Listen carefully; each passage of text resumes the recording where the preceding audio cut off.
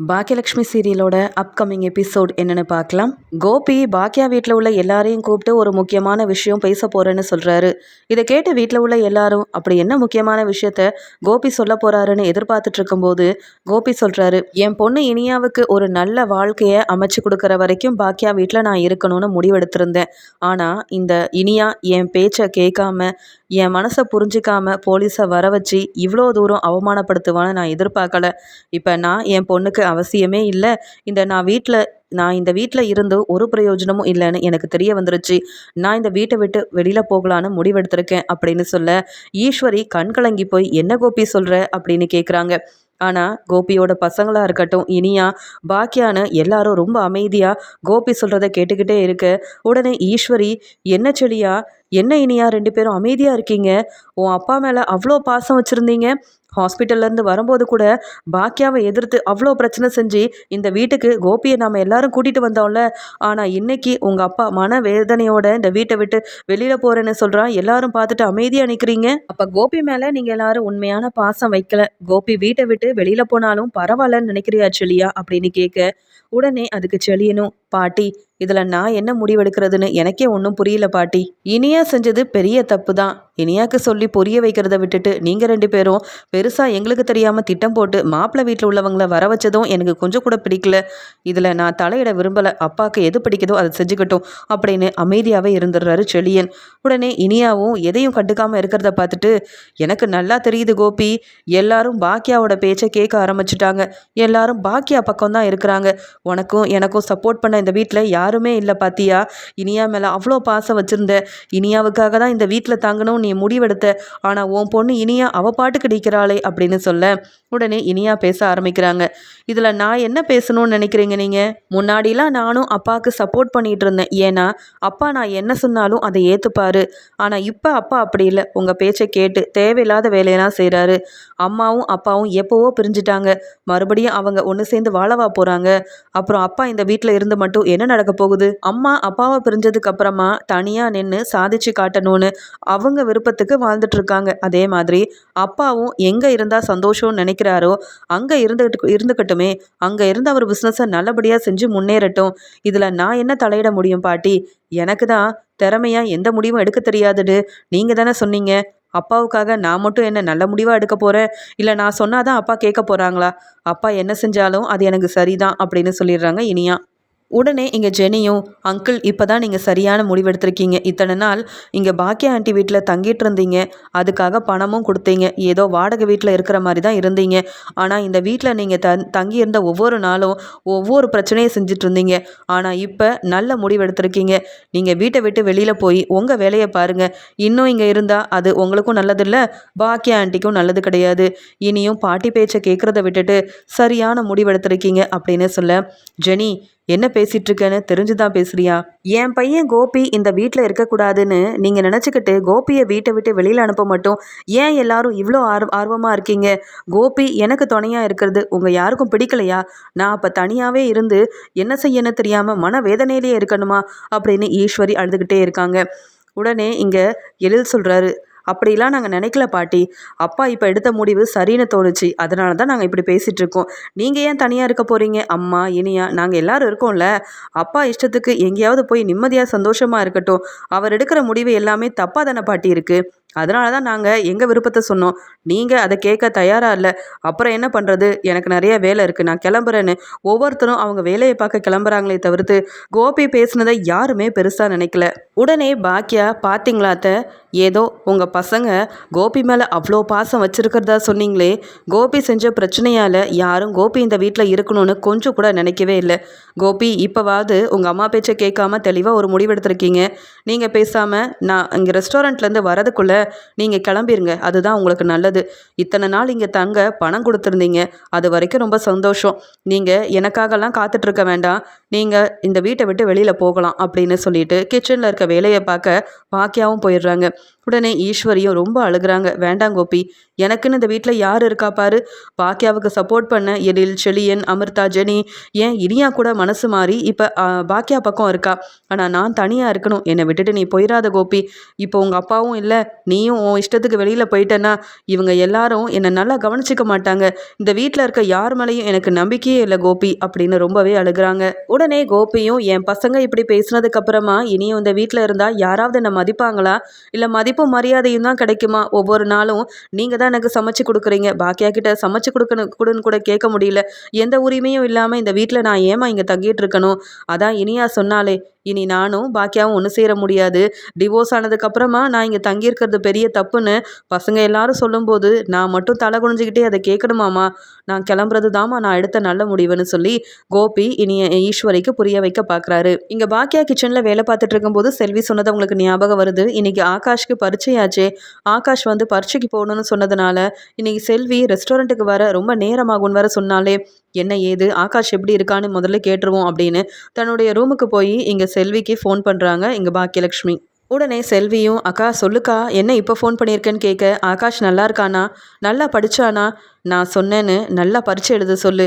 அவனால தான் உன் குடும்பம் முன்னேற போகுது. என் வீட்டில் உள்ளவங்க உன்னை பற்றி புரிஞ்சிக்காம உனக்கு தகுதியே இல்லைன்னு சொல்லி அவமானப்படுத்தினாங்கல்ல, இவன் பெரிய ஆள் ஆனாதான் இவங்களுக்கெல்லாம் சரியான பாடம் புகட்ட முடியும் அப்படின்னு சொல்ல. அக்கா ஆகாஷ் நல்லா படிச்சிருக்கான், நீ சொன்னதை சொல்லிடுறேன்க்கா. கண்டிப்பாக அவன் நல்லபடியாக பரீட்சையெல்லாம் எழுதுவான்னு எனக்கு நம்பிக்கை இருக்குக்கான்னு சொல்ல. கேட்கவே ரொம்ப சந்தோஷமாக இருக்குது. இன்றைக்கி நீ ரெஸ்டாரண்ட்டுக்கு வரலனாலும் பரவாயில்ல, நீ ஆகாஷையும் உன் பசங்களையும் நல்லா பார்த்துக்கோ அப்படின்னு சொல்கிறாங்க. சரிக்கான்னு சொல்லிட்டு இங்கே செல்வியும் ஃபோனை வைக்கிறாங்க. இது எல்லாத்தையுமே கேட்டுட்டு இருந்த இனியாவும் ஆகாஷை நினச்சி கண் கலங்கி போய் நிற்கிறாங்க. உடனே பாக்கியலக்ஷ்மியும், என்னாச்சு இனியா, நீ இனிமேல் காலேஜுக்கு போகிறத பற்றி யோசிக்கணும். வீட்டில் நடந்த பிரச்சனையை பற்றி நினைக்கவே கூடாது. நீ இவ்வளோ தைரியமாக தெளிவான முடிவெடுத்து உன்னுடைய நிச்சயதார்த்தத்தை நிப்பாட்ட போலீஸ் எல்லாம் வர வைப்பேன்னு நான் கொஞ்சம் கூட எதிர்பார்க்கவே இல்லை.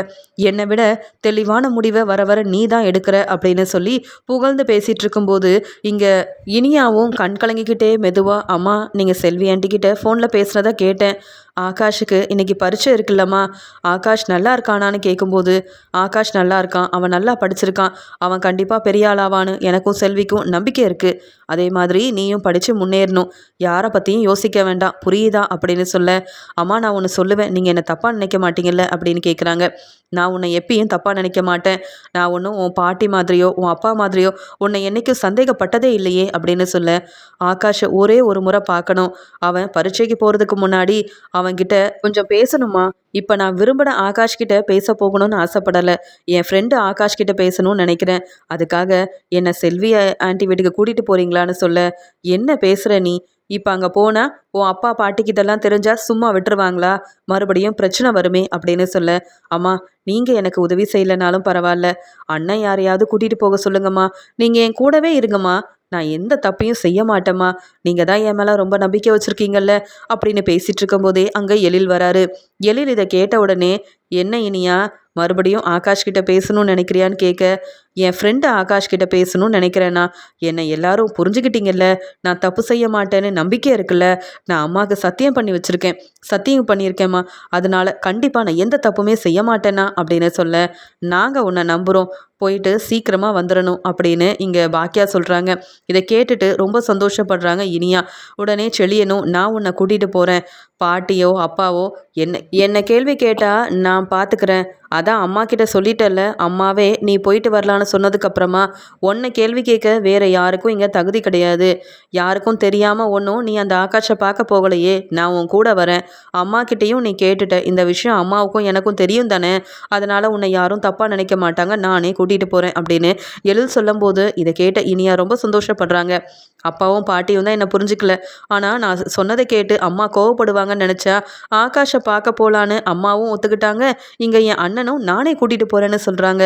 ரொம்ப சந்தோஷமாக இருக்குது. கண்டிப்பாக நான் வந்து எந்த தப்பும் செய்யாமல் நல்லபடியாக அம்மா நினச்ச மாதிரியே இருக்கணும் அப்படின்னு சொல்லிட்டு இங்கே எழில் கூடவே வெளியில் கிளம்புறாங்க இனியா. எழிலும் இனியாவும் ரொம்ப சந்தோஷமாக பேசிக்கிட்டே வெளியில் கிளம்புறத கோபி பார்க்குறாரு. அது மட்டும் இல்லாமல் ஈஸ்வரி சொல்கிறாங்க, பாத்தியா நேற்று போலீஸ் வந்தாங்க, இன்னைக்கு எல்லா உரிமையோடையும் அவ பாட்டுக்கு உன் பொண்ணு இனியா கிளம்பி வெளியில் போயிட்டுருக்கா, எங்கே போகிறாளோ தெரியலையே அப்படின்னு சொல்ல. உடனே கோபியும், இனியாமா எங்கே போகிற அப்படின்னு கேட்குறாங்க. அதுக்கு உடனே எழிலும், நான் இனியாவை கூட்டிகிட்டு வெளியில் போகிறேன். இப்போ உங்களுக்கு என்ன பிரச்சனை அதுலன்னு கேட்க, அது ஒன்றும் இல்லை, இனியா மேலே அப்படின்னு சொல்ல, இனியா மேலே மறுபடியும் நீங்கள் 2 பேரும் சந்தேகப்படுறீங்களா? நாங்கள் யாரும் சந்தேகப்படலை, நான் கூட்டிகிட்டு போயிட்டு வரேன் அப்படின்னு சொல்லிட்டு இங்கே எழிலும் இங்கே இனியாவை கூட்டிகிட்டு செல்வியோட வீட்டுக்கு போகிறாங்க. செல்வியோட வீட்டுக்கு போன இங்கே எழில் முதல்ல ஆகாஷ் கிட்ட போய் பேசுகிறாரு. நல்லா படிச்சிருக்கியா ஆகாஷ்? நீ நல்ல குணமாயிட்டல, உனக்கு எந்த பிரச்சனையும் இல்லைல்ல, நீ எப்பயும் போல் நல்லபடியாக பரீட்சையெல்லாம் எழுது, நீ நினச்ச மாதிரியே பெரிய ஆளாவ அப்படின்னு பேசிகிட்டு இருக்க. அண்ணா, நீங்கள் மட்டும்தான் என்னை பார்க்க வந்தீங்களா? இல்லை பாக்கியா ஆண்டி எப்பயுமே வருவாங்க அப்படின்னு கேட்க, இன்னைக்கு நான் மட்டும் வரலை, உனக்கு பிடிச்ச ஒரு ஆள் வந்திருக்காங்க அப்படின்னு சொல்ல, யாரு அப்படின்னு கேட்கும்போது உன் ஃப்ரெண்டும் வந்திருக்கா அப்படின்னு சொல்கிறாங்க. உடனே இனியாவும் உள்ள வர, இனியா நல்லா இருக்கியா அப்படின்னு ரொம்ப சந்தோஷப்படுறாரு ஆகாஷ். உடனே இனியாவும், ஆகாஷ் எப்படி இருக்க? என்னால் தான் நீ ஹாஸ்பிட்டல் வரைக்கும் போயிட்டு வந்திருக்க, நான் செஞ்சது பெரிய தப்பு, நீ முன்னாடியே சொன்னதை நான் கேட்டிருக்கணும், தேவையில்லாமல் நான் உன்னை விரும்புகிறேன் நீ என்ன விரும்புகிறேன்னு சொல்லி இவ்வளோ பெரிய பிரச்சனை ஆயிடுச்சு. இனி நாம் அப்படி இருக்காமல் படிப்பில் மட்டும் கவனம் செலுத்தணும், நீ நல்லா உன்னுடைய பரீட்சை எழுது, நான் எப்பயுமே உன் நல்ல ஃப்ரெண்டாக இருப்பேன் அப்படின்னு சொல்ல, ஆகாஷ் கண் கலங்கிக்கிட்டே, சரி இனியா, நீயும் நல்லா படிக்கணும் சரியா அப்படின்னு பேசிகிட்டு இருக்காங்க. உடனே இங்கே எழிலுக்கு ஒரு ஃபோன் வருது, அவர் வெளியில் போகிறாரு. இங்கே இனியாவும், நாம் தனியாக நின்று பேசிகிட்டு இருக்க செல்வி ஆண்டியோ இல்லை வேறு யாராவது பார்த்தா பிரச்சனையாயிடக்கூடாது, அப்புறம் அம்மா கிட்ட தேவையில்லாமல் பிரச்சனை செய்வாங்க, நான் இங்கே வந்தது தப்புன்னு அம்மாவே நினச்சிடக்கூடாது, அதனால் நாம் கிளம்புவோம் அப்படின்னு சொல்லிட்டு அங்கே ஆகாஷ் கிட்ட கொஞ்ச நேரம் பேசிட்டு வெளியில் வராங்க இனியா. இனியா வெளியில் வரும்போதே ஆகாஷோட அப்பா பார்த்துட்டு இனியாவை ரொம்ப திட்ட ஆரம்பிக்கிறாரு. உங்கள் குடும்பத்தால் வந்த பிரச்சனை பத்தாதுன்னு மறுபடியும் ஏன் வீடு தேடி வந்திருக்கியா? என் பையன் நல்லா இருக்கிறது உனக்கு பிடிக்கவே பிடிக்கலையா? உன்னை விரும்புகிறான்னு சொல்லி தானே உன் அப்பா அண்ணன் வீடு தேடி வந்து என் பையனை வெளுத்து வாங்கி அவமானப்படுத்தினாங்க. நான் மட்டும் அந்த நேரம் இருந்திருந்தா உன் அப்பாவையும் அண்ணனையும் சும்மா விட்டுருக்க மாட்டேன், கம்ப்ளைண்ட் கொடுத்து 2 பேரையும் அவமானப்படுத்தியிருப்பேன். எங்கள் வீட்டில் உள்ளவங்களுக்கு தகுதி இல்லைன்னு சொன்னேன், உங்கள் அப்பாவை பேச்சை மீறி எதுக்காக இங்கே வந்த அப்படின்னு ரொம்ப கோவமாக ஆகாஷோட அப்பா இனியாவை கேள்வி கேட்குறாரு, திட்டுறாரு, அவமானப்படுத்துறாரு. தன்னுடைய பையனுக்கு இப்படி ஒரு நிலைமை வந்ததுக்கு காரணமே இந்த இனியா தான், இவளை சும்மா விடக்கூடாது அப்படின்னு திட்டின உடனே இனியா அழுதுகிட்டே அங்கேருந்து கிளம்பிடுறாங்க. உடனே எழிலும் என்னாச்சு இனியான்னு கேட்க, அது வேற ஒன்றும் இல்லை, ஆகாஷோட அப்பா வந்தாங்க, தப்பா புரிஞ்சுக்கிட்டு திட்ட ஆரம்பிச்சிட்டாரு, நம்ம கிளம்பலானே அப்படின்னு சொல்லிட்டு உடனே எழிலும் இனியாவும் வீட்டுக்கு வந்துடுறாங்க. இனியா கண் கலங்கிக்கிட்டே வரதை பார்த்துட்டு இங்கே கோபி கேட்குறாரு, எங்கம்மா போனேன்? என்னம்மா என்ன ஆச்சு அப்படின்னு கேட்க, ஒன்றும் இல்லைப்பா, எல்லாத்தையும் நான் உங்ககிட்ட சொல்லணுமா? நானும் இப்போ காலேஜ் படிக்கிறேன், நீங்கள் என்னவோ என்னை ரொம்ப சின்ன பொண்ணு மாதிரி கேள்வி கேட்டுக்கிட்டே இருக்கீங்க, எல்லாத்துக்கும் என்னால் பதில் சொல்லிட்டு இருக்க முடியாது அப்படின்னு சொல்லிட்டு அங்கே ரூமுக்கு போயிடுறாங்க. இங்கே எழில்கிட்ட கேள்வி கேட்க எழிலும் சரியாக பதில் சொல்லாமல் இங்கே செல்வி அக்கா வீட்டுக்கு தான் போயிட்டு வந்தோன்னு தெரிஞ்சா அப்பாவும் பாட்டியும் இனியாவை மறுபடியும் திட்ட ஆரம்பிச்சிருவாங்க. இனியா ஆகாஷ் கிட்ட ஒரு ஃப்ரெண்டாக தான் பேசிகிட்டு இருக்கா, அதை கூட 2 பேரும் புரிஞ்சுக்காம மறுபடியும் பெருசாக ஏதாவது திட்டம் போடுவாங்கன்னு சொல்லிட்டு எதுவுமே பேசாமல் அவர் பாட்டுக்கு கிளம்பி போயிடுறாரு. ஆனால் இந்த கோபியோட குடும்பத்துக்கு சரியான பாடம் புகட்டணும், என் பையன் இப்படி ஒரு நிலமையில இருக்கானா அதுக்கு காரணமே அந்த கோபி தானே, அதனால் அவரோட பொண்ணு இங்கே என் வீட்டுக்கு வந்துட்டு போன விஷயத்த கண்டிப்பாக சொல்லி அவரை சும்மா விடக்கூடாது அப்படின்ற கோவத்தில் ஆகாஷோட அப்பா கிளம்பி பாக்கியாவோட வீட்டுக்கு வந்துடுறாரு. பாக்கியா வீட்டுக்கு வந்து ஆகாஷோட அப்பாவும் கோபி வெளியில் வா அப்படின்னு கூப்பிடுறாரு. கொஞ்சம் கூட மரியாதை இல்லாமல் யார் அது என் பேரை சொல்லி கூப்பிடுறதுன்னு வெளியில் வந்து பார்க்க இங்கே உடனே கோபி, பார்த்தீங்களாமா இந்த செல்வியோட வீட்டுக்காரர் இங்கே வந்து என் பேரை சொல்லி கூப்பிடுறான், இவனுக்கெல்லாம் என்னம்மா தகுதி இருக்குன்னு கேட்க உடனே கோபி இப்படி சொன்னதை கேட்டுட்டு ஆகாஷோட அப்பா கேட்குறாரு, எனக்கு என்ன தகுதி இருக்குன்னு கேட்குறியே, உனக்கும் உன் அம்மாவுக்கும் முதல்ல என்ன தகுதி இருக்குது? என்ன கேள்வி கேட்கவும் என் பையனை இந்த நிலைமைக்கு கொண்டு வரவும், நிறைய படிச்சிருக்கீங்க, பெரிய பிஸ்னஸ்லாம் செய்கிறீங்க, ஆனால் அடுத்தவங்க கிட்ட எப்படி பேசணும் எப்படி நடந்துக்கணும்னு கொஞ்சம் கூட தெரியாது அவங்களுக்கெல்லாம், இன்னைக்கு உன் பொண்ணு எதுக்காக என் வீட்டுக்கு வந்தா அப்படின்னு கேட்க திருன்னு முழிக்கிறாரு கோபி. என்னம்மா இது, நம்ம வீட்டில் இருக்க இனியா மறுபடியும் எதுக்கு ஆகாஷை பார்க்க போயிருக்கா அப்படின்னு சொல்ல, 2 பேரும் நடிக்காதீங்க, வேணும்னே திட்டம் போட்டு உங்கள் பொண்ணை அனுப்புறது நீங்களே, அதுக்கப்புறம் என் பையன் தப்பு பண்ணிட்டான்னு சொல்லி நீங்கள் வீட்டுக்கு வந்து பிரச்சனை செய்கிறது, இது உங்களுக்கு வேலையாக போச்சா? என்ன நினச்சிட்டு இருக்கீங்க நீங்கள்? எவ்வளோ தைரியம் இருந்தால் வீடு தேடி வந்து என் பையனை அப்படி வெளுத்து வாங்கி எங்களுடைய அக்கம் பக்கத்தில் உள்ளவங்க சொந்தக்காரங்கன்னு எல்லாரும் முன்னாடி எங்களை அவமானப்படுத்தி தலைகுனியை வச்சுட்டு இப்போ மறுபடியும் உங்கள் பொண்ணை அங்கே வந்திருக்கானா என்ன காரணம்? மறுபடியும் பிரச்சனை செய்யணும்னு நினைக்கிறீங்களா? என் பையனுக்காக நான் என்ன வேணாலும் செய்வேன் கோபி அப்படின்னு கோபிக்கு கொஞ்சம் கூட மரியாதை கொடுக்காம பேர் சொல்லி கூப்பிட உடனே ஈஸ்வரியும், என்ன பேசிட்டு இருக்க? செல்வி இந்த வீட்டில் வேலை செய்ய தான் வந்தா, செல்வியோட வீட்டுக்காரர் நீ என் பையன் கோபியவே பேர் சொல்லி கூப்பிட்டுட்டு இருக்க. கொஞ்சம் கூட மதிப்பு மரியாதையும் தெரியாத குடும்பமா இருக்குது. அது மட்டும் இல்லாம இங்கேருந்து கிளம்பு. நீ கேட்குற கேள்விக்கெல்லாம் பதில் சொல்ல வேண்டிய அவசியம் இல்லை. இப்போ வரைக்கும் இனியா அந்த ஆகாஷ் கிட்ட பேசாம அவ பாட்டுக்கு அவ வேலையை பார்த்துட்டு இருக்கா. பொய் சொல்லி ஏமாத்தி பிரச்சனை செஞ்சு எங்ககிட்ட இருந்து பணம் வாங்கலான்னு வந்தியா? உன்னை பற்றியும் தெரியும், உன் குடும்பத்தை பற்றி எனக்கு நல்லாவே தெரியும். இங்கேருந்து போறியா, போலீஸை வர வைக்கிட்டா அப்படின்னு கேட்குறாங்க ஈஸ்வரி.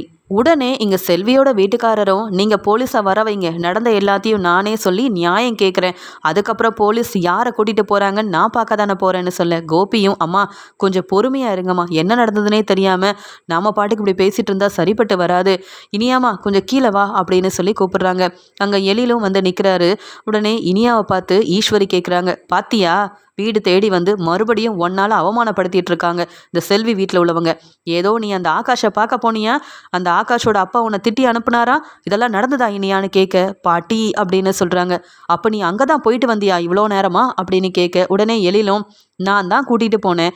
இப்போ இதில் உங்களுக்கு என்ன பிரச்சனை, என்ன தப்பு இதில் பார்த்தீங்கன்னு இப்படி கேள்வி கேட்குறீங்கன்னு சொல்ல, இங்கே பாரு நாம் பொண்ணை ஒழுங்காக வளர்க்கலையாம், மறுபடியும் இனியா அந்த ஆகாஷை பார்க்க போனான்னு சொல்லி எங்களை அவமானப்படுத்தி பேசிகிட்டு இருக்காரு இந்த ஆகாஷோட அப்பா. இதுக்கு நாங்கள் என்ன பதில் சொல்கிறதுன்னு கேட்க, இனியா நீ திருந்த மாட்டியா, எதுக்காக அங்கே அந்த ஆகாஷை பார்க்க போனேன்னு கேட்க, பாட்டி என் ஃப்ரெண்டை பார்க்க போகிறதுல என்ன தப்பு இருக்குது, நான் அவனை விரும்பினாதான் தப்பு, தேவையில்லாமல் அவன்கிட்ட ஃபோனில் பேசினாதான் தப்பு, அவன் பரீட்சை எழுத போகிறான், அவனை பார்த்து பேசிட்டு வந்தேன், இதில் எந்த தப்பும் இருக்கிற மாதிரி எனக்கும் தெரியல, நான் அம்மா கிட்டேயும் கேட்டுட்டு தான் போனேன், நாங்கள் போக காரணமாக இருந்தது எழில் அண்ணன் தான், அவர் தான் என்னை கூட்டிகிட்டு போனார், வேணும்னா அவர்கிட்டயே கேட்டுக்கோங்க அப்படின்னு சொல்லவும் அங்கே பிரச்சனை செஞ்சிட்டு இருந்த ஆகாஷோட அப்பா கிட்ட எழில் மெதுவாக பேசி புரிய வைக்கிறாரு.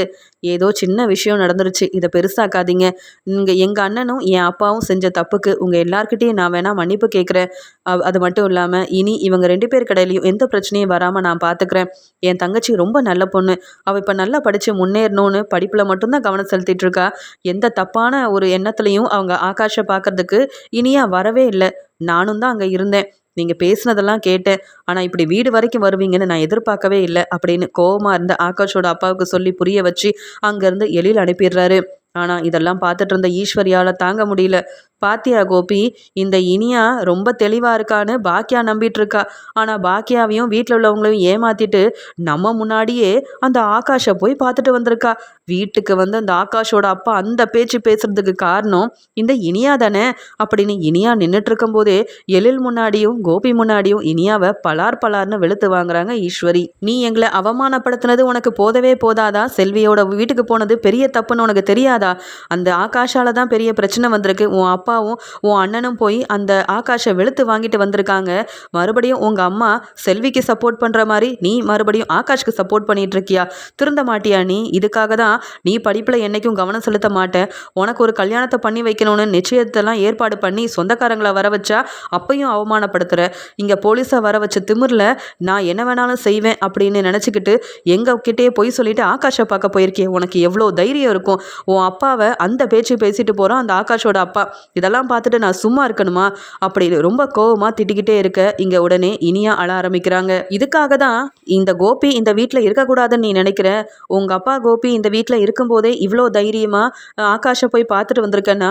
கோபி மட்டும் இல்லைன்னா நீ என்ன வேணாலும் செய்வ, உனக்கு அவ்வளோ தைரியம் இருக்கு இனியா அப்படின்னு திட்டுறாங்க, அவமானப்படுத்துகிறாங்க. உடனே எழிலும் பாட்டி சொல்கிறத புரிஞ்சுக்கோங்க, இனியா படிப்பில் மட்டும்தான் கவனமாக இருக்கா, அவள் ஆகாஷை பார்க்க போனதுக்கு காரணம் என்னன்னு எனக்கும் தெரியும் அம்மாவுக்கும் தெரியும், நீங்கள் எதுக்கு பாட்டி இவ்வளோ கோவப்படுறீங்க, தேவையே இல்லையே அப்படின்னு சொல்ல, போதும் போதும் நீங்கள் பேசுகிறதெல்லாம் கேட்டுக்கிட்டு இதில் கோபி வேற வீட்டை விட்டு வெளியில் போகணும்னு முடிவெடுத்துட்டான், என் பையன் எங்கேயும் போக மாட்டான், சீக்கிரமாகவே இந்த இனியாவுக்கு கல்யாண ஏற்பாடை செஞ்சு பாக்கியா முன்னாடி நானே கல்யாணத்தை நடத்தி வைக்கிறேன், இந்த இனியாவும் பாக்கியாவும் என்ன செய்கிறாங்கன்னு பார்க்குறேன், இவ தப்புக்கு மேலே தப்பு செய்வா, இவளை பார்க்குறதுக்கு மாப்பிள்ளை வீட்டில் உள்ளவங்க வந்தால் எங்களை அவமானப்படுத்துவா, ஆனால் இவளோட எண்ணம் எல்லாமே எங்களை ஏமாற்றிட்டு ஆகாஷை கல்யாணம் பண்ணிக்கணுன்ற ஒரே எண்ணம் தான் அப்படின்னு பேசிகிட்டு இருக்கும்போதே அங்கே பாக்கியாவும் வராங்க. பாக்கியாவை பார்த்த உடனே இனியா ரொம்ப அழுகுறாங்க, அம்மா பாருங்கம்மா எதுக்கெடுத்தாலும் என்னை சந்தேகப்படுறாங்க, என்னவோ நான் வேணும்னே ஆகாஷை பார்க்க போனேன், மறுபடியும் அவனை கல்யாணம் பண்ணிக்க ஆசைப்படுறேன்னு பாட்டி என்னென்னமோ பேசிகிட்டு இருக்காங்க, ரொம்ப தப்பாக பேசி திட்டுறாங்கம்மா அப்படின்னு இனியா அழும்போது பாக்கியா சொல்கிறாங்க, அத்தை இதுக்கு மேலே இனியாவை தப்பாக பேசுனீங்க அப்புறம் உங்களுக்கு மரியாதையே இல்லை பார்த்துக்கோங்க அப்படின்னு சொல்ல, நீ அமைதியாரு, உன்னால தான் இனியா இப்படி தேவையில்லாத வேலையை செய்கிறா, நீ ஒரு நல்ல அம்மாவா என்னைக்கு தான் நடந்துப்பியோ தெரியல அப்படின்னு திட்டுறாங்க. நான் நல்ல அம்மா தான், நீங்கள் முதல்ல நல்ல அம்மாவான்னு யோசிச்சு பேசுங்க. இனியா அப்படி என்ன தப்பு பண்ணிட்டா? என்கிட்ட சொல்லிட்டு தான் செல்வியோட வீட்டுக்கு ஆகாஷை பார்க்க போனா. ஆகாஷ் இனியாவோட ஃப்ரெண்டு. அதை பார்க்க போகிறதுல எந்த தப்பும் இல்லையே. அவள் ஒன்றும் சொல்லாமல் அங்கே போகலை, சொல்லாமல் தேவையில்லாத வேலையை செய்யலை. நான் தான் இங்கே எழில் கூட இனியாவை அனுப்பி வச்சேன். அவள் என்ன பெரிய தப்பு பண்ணிட்டான்னு நிற்க வச்சு அவளை வெளுத்து வாங்குறது, திட்டுறதுன்னு இப்படிப்பட்ட வேலையை செய்கிறீங்க. உங்கள் பையன் கோபியை முதல்ல நீங்கள் ஒழுங்காக வளர்த்துருக்கீங்களா? அதெல்லாம் பொறுமையாக சகிச்சுக்கிட்டு நான் அமைதியாக இருந்தா என்னைய எதிர்த்து கேள்வி கேட்குறீங்க? இந்த வீட்டுக்கு நீங்கள் தான் பெரியவங்க, அதனால் என்ன வேணால் செய்யலான்னு நினச்சி தேவையில்லாத வேலையை செஞ்சு வீட்டில் பிரச்சனையை ஏற்படுத்திட்டு இருந்தீங்கன்னா அப்புறம் அவ்வளவுதான். என்னோட மாமியாருன்னு கூட பார்க்க மாட்டேன். என் வீட்டுக்காரரே இல்லைன்னு ஆனதுக்கப்புறமா மாமியாரை மட்டும் நான் எதுக்காக பார்க்கணும்? உங்கள் பையன்தான் வீட்டை விட்டு வெளியில் போகிறதா சொன்னார்ல, பேசாமல் அவர் கூட கிளம்பி போயிட்டே இருங்க. இனியா தப்பு செஞ்சாலும் அதுக்கு காரணம் நான் தானே சொல்கிறீங்க. அவள் வேலையை பார்த்தாலும் அதுக்கு காரணம் நான் தானே சொல்லி எப்போ பார்த்தாலும் திட்டிக்கிட்டே இருக்கீங்க. இது என்னுடைய வீடு தானா அப்படின்னு எனக்கே சந்தேகம் வர மாதிரி நீங்களும் உங்கள் பையன் கோபியும் நடந்துக்கிறதுக்கு என்னால் ஏற்றுக்கவே முடியல. ஏதோ உங்கள் பையன் கோபியை நீங்கள் மட்டும் ரொம்ப நல்லா வளர்த்துருக்க மாதிரி பேசுகிறீங்க. என் கூட வாழ பிடிக்கலன்னு சொல்லி அந்த உங்கள் பேச்சு கூட கேட்காம ராதிகா தான் முக்கியம்னு போய் கல்யாணம் பண்ணிக்கிட்டு வந்தாரே கோபி, அவர் நீங்கள் நல்லா வளர்த்தீங்களா? இல்லை இந்த பசங்க முக்கியம் இல்லை, இந்த வீடு முக்கியம் இல்லை, ஏன் என் அம்மா அப்பாவே தேவையில்லைன்னு உங்களெல்லாம் கவனிக்காமல் இருந்த கோபியை நீங்கள் ரொம்ப நல்லா வளர்த்துருக்கீங்க போலயே. பசங்களை எப்படி வளர்க்கணும்னு நீங்கள்லாம் பேசவே கூடாது. இப்போ வரைக்கும் ஒரு தெளிவான முடிவெடுக்க தெரியாத உங்கள் பையனை பற்றி நீங்கள் வேணால் புகழ்ந்து பேசலாம்.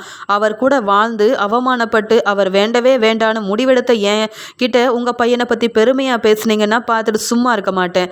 அவரால் தான் வீட்டில் இவ்வளோ பிரச்சனை வந்தது. முன்னாடியெல்லாம் நான் என் வேலை உண்டு நான் உண்டுன்னு இனியாவை நல்லபடியாக கவனிச்சிட்டு இருந்தேன். என் பசங்களும் அவங்கவுங்க இடத்துல சந்தோஷமாக இருந்தாங்க. என்னை கேட்காம என் பசங்களை இந்த வீட்டுக்கு கூட்டிகிட்டு வந்ததே முதல்ல தப்பு தான். அங்கே என் பசங்க வந்ததுக்கு அப்புறமா தேவையில்லாமல் பிரச்சனை செஞ்சு இங்கே இனியாவையும் இங்கே தேவையில்லாமல் இனியாவுக்கு தேவையான கல்யாண ஏற்பாடு செய்கிறேன்னு ஆரம்பித்தது எல்லாமே தேவையில்லாத பிரச்சனை தான். இங்கே மட்டும் இப்போ கோபி இல்லைன்னா இனியா செஞ்ச தப்பை புரிய வச்சு இந்நேரம் அவள் காலேஜுக்கு போயிருப்பா. ஆனால் நீங்கள் அப்படியெல்லாம் செய்ய விட்டீங்களா?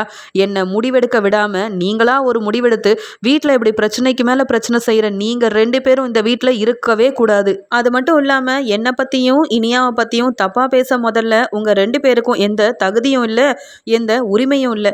என்னைக்கு உங்கள் பையன் நான் வேண்டான்னு முடிவெடுத்துட்டு அடுத்த கல்யாணம் பண்ணிட்டு போயிட்டாரோ உங்களுக்கு நான் மாமியாருன்ற மதிப்பும் மரியாதையும் கொடுக்க வேண்டிய அவசியமே இல்லை. ஆனாலும் உங்களை என் அம்மா மாதிரி பார்த்துக்கிட்டேன். இந்த வீட்டுக்கு தேவையான ஒவ்வொன்றையும் பார்த்து பார்த்து செஞ்சேன்.